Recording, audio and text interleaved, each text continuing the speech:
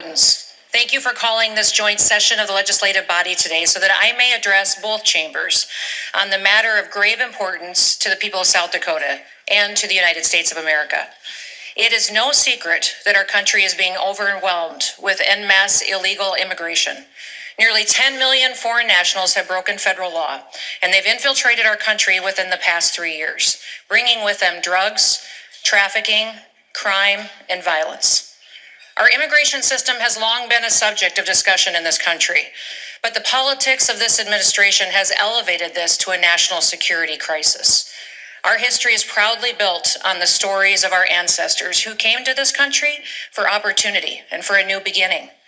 But today, many of those who are entering our country under the current policies of the Biden administration are known terrorists. They're criminals.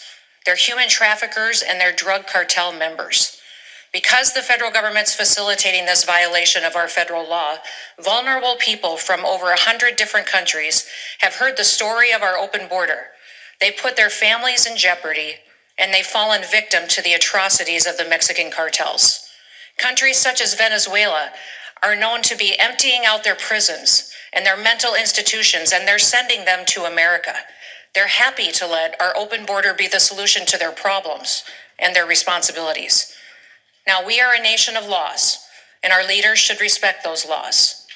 South Dakota is directly affected by this invasion. We are affected by cartel presence right here on our tribal reservations, by the spread of drugs and human trafficking throughout our communities, and by the drain on our resources at the local, the state, and the federal level.